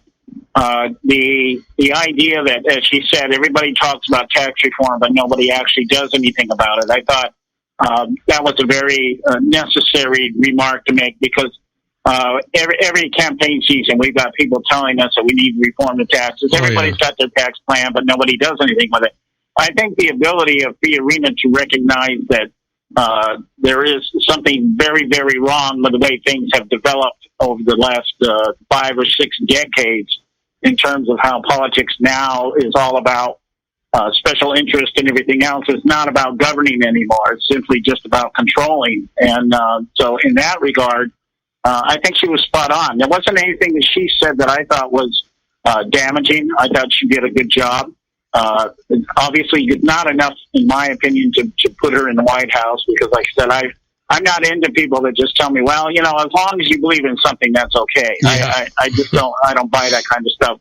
But I like her. I thought the defense she offered when she was attacked about her record at Hewlett-Packard was one of the best defenses I've heard from her in terms of her time at Hewlett-Packard. If anybody really knows what was going on in that time period, she did a damn good job of bringing that company back up from the bottom, even though she didn't get credit for it. The moves that she made turned that company around even after she was gone. So I have a lot of respect for her as a person, as a businesswoman. I think she would be great in some type of cabinet position. But I think she's a dynamite lady. Well, you know what? You're actually making a point that makes a lot of sense. And if we take it back to the Reagan years, with the trickle down economics, and everybody was against it, and yet he created tremendous surpluses and tremendous economy, and the trickle down economics not only kept that economy going through George Bush, but also through Bill Clinton, and of course all those guys got the credit for what Reagan had actually started. The point that I'm trying to make is while I am not an advocate of Carly Fiorina, the good things and the good decisions she made never give instant results. You see them down the line later, and probably some other CEO got credit for it. Oh, that's absolutely true. It's just like Clinton got credit for everything that Reagan initiated. Yeah. People do not understand that the only difference between a good economy and a bad economy is how much the government interferes. And Reagan got the government out of the way. He had his missteps just like everybody else, but he got I like to use this analogy, and you would understand this, Bob. When Ronald Reagan took office, the Dow was at 1,200 points.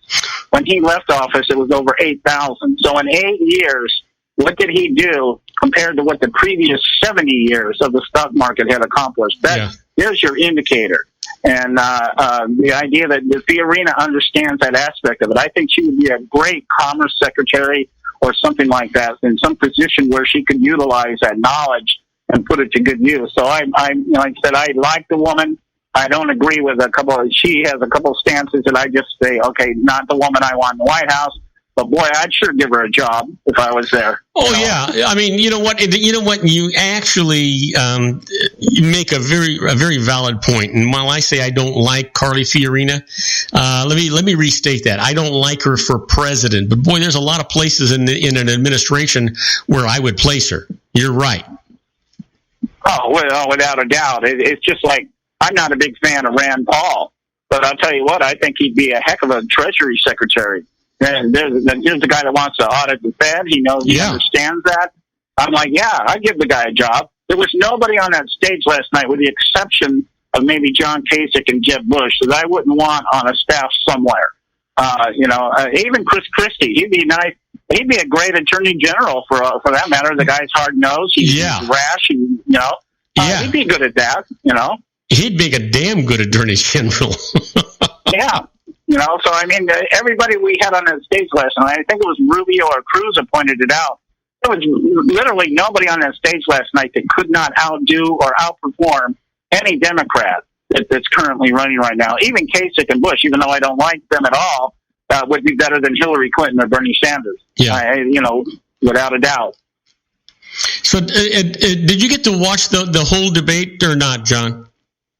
Well, I did. I watched part of it, and what I do is I always call up the transcripts, and I just went through the transcript today again to make sure I heard everything right, and made my notes on it and everything else. We'll be talking about it a little bit next week.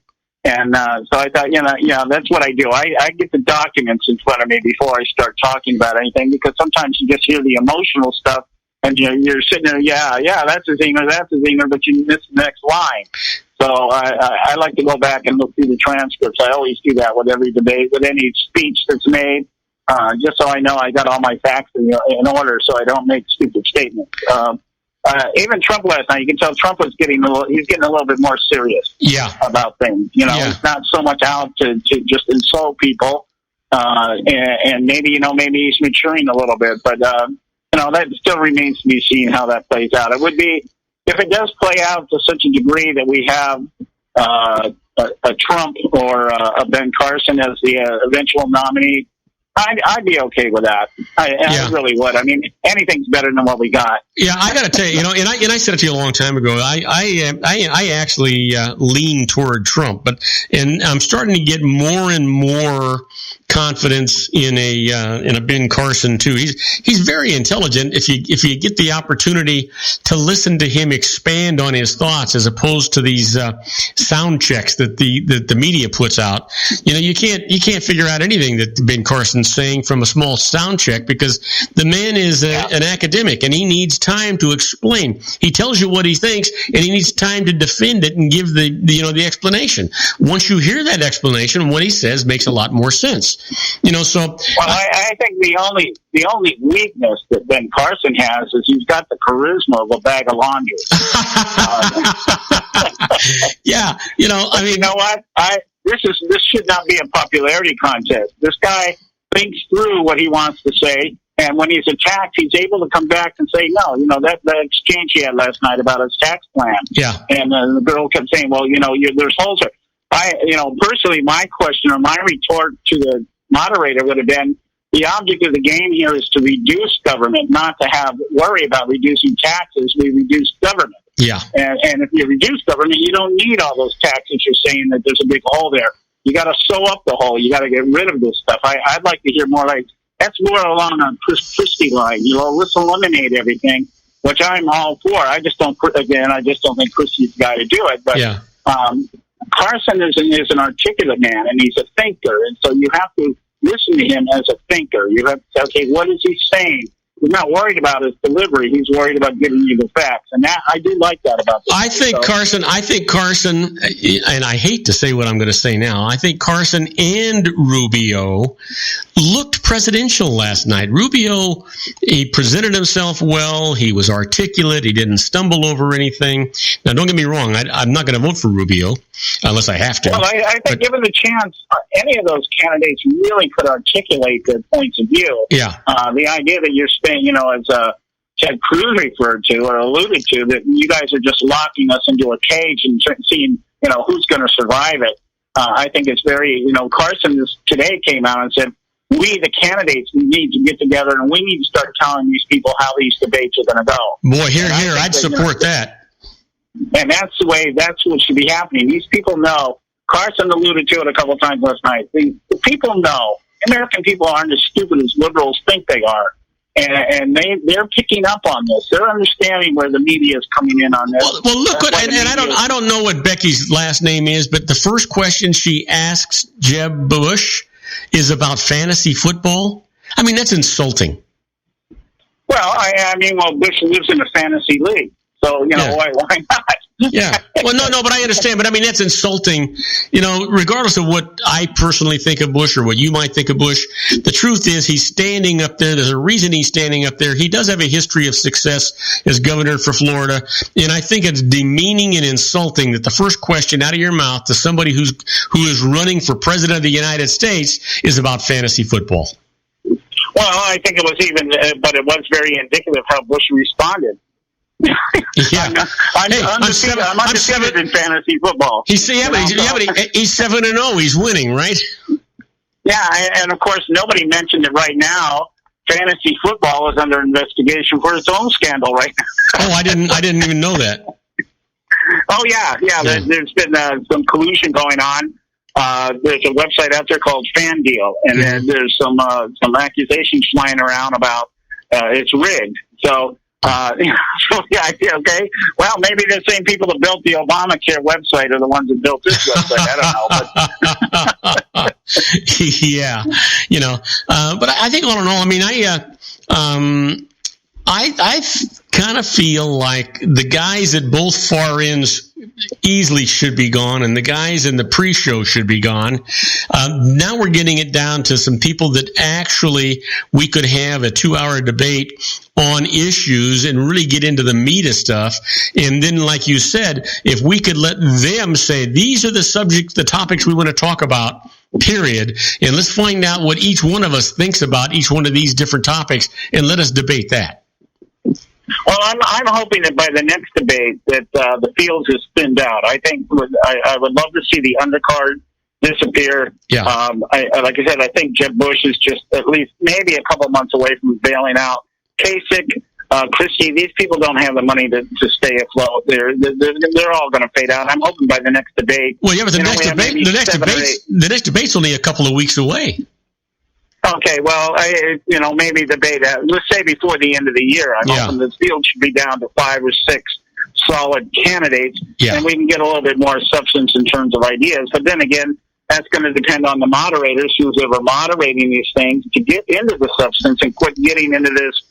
He said, she said, what do you think about this? And are you pissed about that? That kind of stuff. Let's leave that stuff to Whoopi Goldberg and over at The View. That's where that stuff belongs. But, so that's what I'm hoping for. Eventually we'll get there. Yeah. I think that the Republican Party has done itself a disservice by accommodating 16 people or 20 people as candidates getting this kind of exposure. It's impossible to have any kind of meaningful debate with that many people. Well, I think what happened here with the RNC was they knew going into the debate season that their choices, their establishment choices, weren't going to cut it. And so in order, the other players, the undercard people and stuff, it's camouflage. It's kind of like decoration. Let's let as many people as we can in so that, George Bush at 5% looks good compared to Lindsey Graham with an asterisk. Yeah. So it was kind of like a smoke and mirrors kind of thing. And it backfired, I think, to some degree. But again, politics has a way of fanning itself out, and I'm looking forward to the time where we have 5 or 6 solid people up there, and they can articulate a little bit more on what they actually want to do. I'm still waiting for Donald Trump to tell me how he's going to build the fence. One stick at a time. But, unfortunately, John, I don't know where the time goes, but we are out of time. I would like you to please update us one more time on your new show schedule on how people can find you Monday through Friday from 3 to 5 from now on. Well, we'll be starting Monday. We'll be going 3 to 5 out here on the West Coast, and that would be 6 to 8 out on the East Coast. And just the best way to get a hold of us and find out anything you want to know about it, you can hear our show when we're live. Go to our website, beconservativesyndicate.net at 3 o'clock on the West Coast here. and the show will kick right up. All you got to do is go to the website, and the show starts all by itself. You don't even have to. Even a liberal can do it. You just have to, Hey, you just have to go to the website, and it will start all by itself. And you can check our archives and find out about our panel. So be conservativesyndicate.net. all right, John. Hey, have a great weekend. I know you're going to be working feverishly because you're getting ready with this new equipment, but have a wonderful weekend. Stay safe, be good, be happy, and make everybody's life you touch a little bit better for, will you? All right. You take care. Have a good weekend. My regards. My love to your wife, and we'll talk to you later. Thank you. You take care. Now, don't go away. When we come back, we're going to be talking about the happy birthdays for today, the secret daily teachings for your life, the Harvard business tip of the day, and interesting but useless facts. We'll be right back after these brief messages. If you want to increase your client base and sales, then consider this, the Relationship Building Network at RBN. Given the current economic conditions and challenges, we all need to work smarter, make smarter decisions, invest our hard-earned dollars where it'll yield the best return for our investment. Many business professionals claim that the most effective networking group in Orange County is RBN. No other networking group or organization can offer what RBN offers. Make every year your best year. Join RBN and start reaping the benefits today. Nearly 3,000 businesses have joined RBN and experienced those benefits. Why join RBN? It's one group. It's one membership. It's no renewals. It's all through Orange County. RBN is a freestyle networking group. No mandatory attendance, no restrictions, no rules, and no penalties. Call them at 949-830-5776 or go to their website at rbninfo.com. That's 949-830-5776. If you've ever dreamed of having your own business to make your life secure, Water's Edge Wineries might be just the ticket. In 2004, their founder, Ken Lineberger, created the first winery franchise in California. It was a new concept with all of the functionality of a traditional winery, but without the vineyards. They purchased high-quality grape must from one of the largest winemaking companies in the world. Then they craft each wine carefully and bottle it right at their location. The winery was built to satisfy consumer demand for wine by the bottle and by the glass, but still kept the element of allowing customers to bottle their own custom vintage. Now, they're opening urban wineries across the United States under the brand Water's Edge Wineries. If you've ever dreamed of owning your own winery, it may be in reach right now through Water's Edge Wineries. Just give them a call at 909-468-9463, extension 700. That's Water's Edge Wineries, 909-468-9463. Have you ever found yourself caught between a rock and a hard place? The law offices of Blomberg, Benson, and Garrett might be just the answer for you. The attorneys of Blomberg, Benson, and Garrett have been serving the Inland Empire since 1989. They're dedicated to the aggressive litigation of civil, criminal, and real estate matters. Over the years, they have recovered tens of millions of dollars for their clients. The firm's practice specializes in litigation of personal injury, accident, slip and fall, real estate, and criminal law cases. The firm provides clients with the care, accuracy, and dedication of experienced attorneys. Blomberg, Benson, and Garrett is located at 10300 4th Street, Suite 150 in Rancho Cucamonga, California. They've been providing the Inland Empire residents with outstanding legal services for over 25 years. They look forward to providing you with aggressive legal representation. Call them at 909-945-5000, where you can talk to a person, not a machine. That's 909-945-5000, the law offices of Blomberg, Benson, and Garrett. And now let's get back to our show where we talk about politics, money, and you.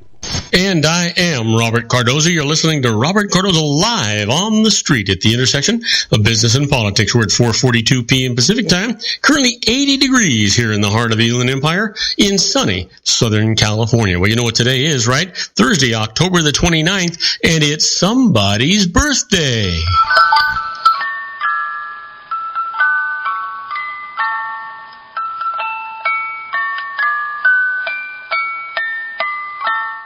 And here we go for the birthdays for today. This person was born in 1947, an actor probably best known for his roles in the films Jaws, The Goodbye Girl, Close Encounters of a Third Kind, Always, Mr. Holland's Opus, Happy Birthday, Richard Dreyfuss. And Randy Jackson, born in 1961, musician best known as a judge on American Idol. And here's a lady born in 1971, actress who has appeared in film genres ranging from drama and comedy to science fiction. Happy birthday, Winona Ryder. And what happened today in history, I can tell you. On October 29th, 1787, Mozart's opera Don Giovanni receives its very first performance in Prague. And in 1863, 16 countries meeting in Geneva agree to form the International Red Cross. Isn't that interesting? And today in 1964, a collection of irreplaceable gems, including the 565-carat Star of India, is stolen by a group of thieves. Among them is Murph the Surf from the American Museum of Natural History in New York City. And our quote for today comes from Oscar Levant. Oscar says, "Underneath this flabby exterior is an enormous lack of character." Yeah, I guess. Let it go. Whatever's going to happen is going to happen, right? Let's talk about the secret daily teachings for your life. And the secret today is all about a positive mental attitude, as they are every day. And today's secret: every word you speak has immense power because it is a thought in action. There's an invincible power in every word that you speak. You are a human being filled with unlimited possibilities, and the words you speak can either build a jail around you where you see only limitations, or they can set you free to live your life without any limits. Listen to the words that you speak, and you will find every limitation that you have ever experienced revealed to you. Change your words, and you'll change your life. Now, tell me that isn't exciting. It absolutely is. Now, let's talk about the Harvard business tip of the day. And the management tip today is: get yourself out of a rut at work. Yep. You heard me right. Even exciting jobs have boring days. It's inevitable when you work in the same office with the same people day after day. So how can you tell whether you're just in a rut or whether it's time to leave your job? Well, first, don't wait for the rut to pass. Making even small changes to your daily work can prove transformative. Start keeping a list of all the things that you accomplish each day, noting which kinds of work energize you and which leave you feeling drained. Next, think about how you might redesign your role around the tasks that interest you most. Talk to your boss about taking on new challenges that fit your talents and goals, or volunteer on a project outside your department. But if you still think your job is a grind after you've tried to take action, it may be time to move on. It's just the fact of life, folks. You always need a challenge. You have to be excited. You have to want to go to work, not feel it's a drudgery on the way over there. Give it some thought. Well, let's talk about those interesting but useless thoughts. And right off the top, unlike most cats, tigers love the water and can easily swim 3 or 4 miles. Did you know that? I didn't know that. That's interesting. Yeah. And the correct response to the Irish greeting, "Top of the morning to you," is "and the rest of the day to yourself." Isn't that? I didn't know. That's actually pretty good. I'm going to do that one more time. The correct response to the Irish greeting, "Top of the morning to you," is "and the rest of the day to yourself." Yep. I like that. How about this? The first hard drive available for the Apple II had a capacity of only 5 megabytes. Ugh. Give that some thought. Did you know sound travels almost 5 times faster underwater than in the air? Isn't that interesting? Give that some thought. Did you know that 16 pennies stacked up equals 1 inch, and 16 pennies in a line is 1 foot? Now, I find that interesting. That's kind of cool. 16 pennies stacked up is 1 inch, and 16 pennies in a line is 1 foot. God, I hope I remember that when I tell my grandson Joey all about that. Did you know the term oxymoron is itself an oxymoron, because oxy means sharp and moron means dull? Yeah, go figure. Did you know that 90 million people survive on less than $75 a year? Think about that. There's a scary thought. How about this? eggs sink in water when they are fresh and float when expired. That's interesting. Kind of, I think. Let me finish with this. 4 of the 5 original designers of the Macintosh computer were left-handed. Sit on that a while, see what you think. Now, we're going to go on a small commercial break. When we come back, I'm going to answer your emails. And the first email I have is from Jalen Carter from Hattiesburg, Mississippi, asking about head of household status. And I'll tell you all about that right after these brief messages. Do not go away. Isn't it time to shine the spotlight on your expertise? The Interview, starring you. Here's your chance to capture 5 minutes of fame with The Interview. This isn't just any interview. This is your opportunity to showcase your expertise and position yourself as a trusted expert in a one-on-one video interview hosted by Robert Cardoza, host of the nationally syndicated show Robert Cardoza Live and powered by AHA Studios. What is it? A professionally recorded video for your use. Robert Cardoza interviews you on the set where he records his show. Professional interview showcases your expertise and value, shot in a state-of-the-art studio. And what's in it for you? Gain credibility as an expert, earn the trust of your target market, educate in a way that intrigues your audience, gain a powerful marketing tool that offers dozens of uses, website, video sharing sites, social media, email, DVDs, direct mail, lobby video, resumes, profile building, all that kind of stuff. Association with the nationally syndicated celebrity. That's right. And let's talk about AHA Studios. AHA is a strategic marketing firm that leverages the powerful and visual persuasion to help your business create powerful messages that connect with your target market. AHA ventures way beyond strategy, delivering the marketing collateral you need to start driving a new business through your doors. AHA has a full-service, in-house, state-of-the-art production studio to bring your messages to life using video. Discover how to make The Interview work for you. Call 949-831-2222. That's 949-831-2222. AHA Image Studios, Incorporated. Dr. Stephen Tidwell, Gentle Family Dentistry in a caring, personalized environment. Here at Dr. Tidwell's office, we are dedicated to helping you keep your teeth healthy. We are a state-of-the-art dental practice that still believes in traditional values, such as excellent customer service and individual attention. We have a special welcoming offer for you for just $39, a complete exam, personal consultation, professional cleaning, and all necessary x-rays. That's a $266 value for $39. Dr. Tidwell has 2 convenient locations and experienced staff to provide you with professional care and personal attention that you deserve. Call today. Don't delay. A great smile another day. Call 909-944-7308. That's 909-944-7308 for Rancho Cucamonga or San Bernardino.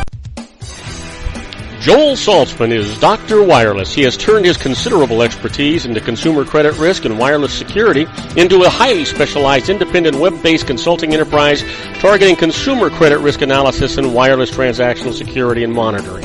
He works as a wireless analyst, veteran independent agent, and consumer liaison for most wireless telecom carriers and equipment manufacturers. For more than 20 years, corporate and private clients and media audiences have counted on his unvarnished advice while weighing the technology, performance, and cost differences between Sprint, Nextel, AT&T, Verizon, and T-Mobile. Joel specializes in setting up mobile wireless hotspots to be used for disaster preparedness, business continuity, and mobile wireless merchant processing solutions. Call Dr. Wireless at 310-400-4900 or go to his webpage at drwireless.com. Again, call 310-400-4900 or his webpage at drwireless.com. You'll be glad you did. And now, back to our show. And I am Robert Cardoza. You're listening to Robert Cardoza Live on the street at the intersection of business and politics. We're at 4:52 p.m. Pacific time. Currently 80 degrees here in the heart of the Inland Empire in sunny Southern California. Well, we're coming down to the wire. Time for us to answer your emails. I want to remind you that it is an entertainment part of the show, and the information you send me sometimes just a little sketchy. So we always encourage you to check with a licensed professional before you move along. That professional is going to generally save you more money than they cost you.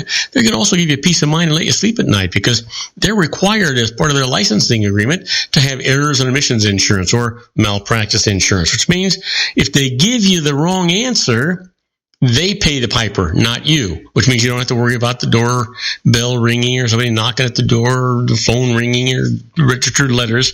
You just turn it all over to that person and say, hey, you screwed up, you pay the piper. Now, my first email comes from Jalen Carter from Hattiesburg, Mississippi, asking about head of household, and says, my daughter lives with me and I've been filing as head of household. She's a full-time student and I pay more than half her expenses, but she turned 24 during the past year, had $16,500 of income, and took an exemption for herself on her own tax return. Do I still qualify to file as head of household? Jalen, no, you don't. Your daughter no longer is a qualifying child because she was not under the age of 24 at the end of the year, and she's not any other kind of qualifying person because her income's over the personal exemption amount. The fact that she claimed an exemption for herself on her own tax return also bars her from being a qualifying person. So, if your daughter's the only person for whom you provide a household, you no longer qualify for head of household. So, where it goes. How about this?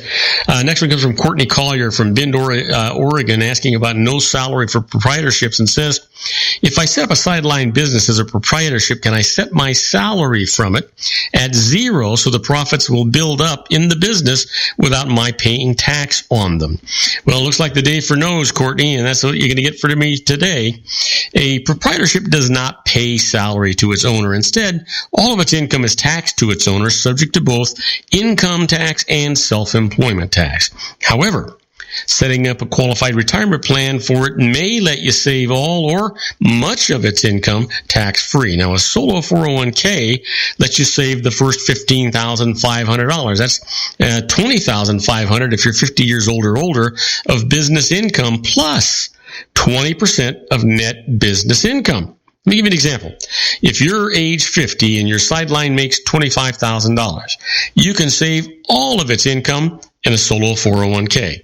The alternative, setting up your new business as a corporation lets you set a salary for yourself. This entails many complications, so consult an expert before you go either direction with that. Always contact a licensed professional. I promise you'll be glad you did. Next email comes from Gabriel Kumbalaser from Port Allegheny, Pennsylvania, asking about joint liability, and says, in past years, my husband had income from his IRS. Hid income from the IRS, so I filed separately to avoid being liable for his taxes. Now, he's reporting all his income and wants to file joint returns with me. Will filing jointly with him now make me liable for his back taxes and penalties for those past years? Well, no, it won't. Joint liability for your spouse's taxes applies only in years for which you file a joint return with your spouse. Filing a joint return after the period of filing separate returns does not retroactively create joint liability for the separate return years. However, before filing jointly, be absolutely sure that your husband's not continuing to underestimate his income. Now, IRS scrutiny of prior years may lead to the current return and ultimately include your items. So any overpayment might then be taken or applied to those back taxes. So you want to be really careful about that. And finally, my last email comes from Yaya Corleone from Corleone from Amarillo, Texas, asking about deductible medical expenses, and says, my mother lives with me and I claim her as a dependent. Can I include her Medicare Part D premiums for her prescription drug benefit in my deductible medical expenses? Well, finally, we got a yes. Medicare premiums paid under both Part B, that's the outpatient insurance, and Part D, the prescription drug benefit, qualify as deductible medical expenses. Now, normal rules do apply, so you can deduct the medical expenses of the dependent, and your deduction is limited to the amount of which the total medical expenses exceed 10%. of your adjusted gross income. So hopefully that answers your question, and you have a good day with it. You know, it is what it is. That's the law. Anyway, I want to thank you for listening to Robert Cardoza Live at the intersection of business and politics. Robert Cardoza Live broadcasts on Spreaker Radio, Roar, 1776 Radio, MyCast Live Radio, and countless terrestrial stations worldwide every Monday through Friday from 3 p.m. to 5 p.m. Pacific Time, and on 405 Media Radio Monday through Friday from 6 a.m. to 7 a.m. Pacific Time. Please follow me on Facebook, Twitter, LinkedIn, Google+, Podomatic, and YouTube, where you can listen to all of my shows 24/7. Go to my website at www.robertcardozalive.com and email me at robertcardozalive@gmail.com, where you get all the emails I deal with here on the show. On my next show, Dr. Stephen Tidwell is talking Tomorrow's Dentistry Today, and David Garrett continues his series, Garrett on the Law. I encourage you to tell all of your friends about my show here on the RLC Broadcasting Network. That's our show for today. Beginning today, treat everyone you meet as if they were going to be dead by midnight. Extend them all the care, kindness, and understanding that you can muster. Your life will never be the same again. So many of our dreams at first seem impossible, then they seem improbable, and then when we summon the will, they soon become inevitable. You know, the real secret of happiness is to make others believe that they're the cause of it. Robert Cardoza Live is brought to you by blogtalkradio.com every Monday through Friday from 4 p.m. to 6 p.m. Pacific Time. Now, go out and make it a great day. Your host has been Robert Cardoza, the technical advisor, Matchstick Digital, and your executive producer, also Robert Cardoza.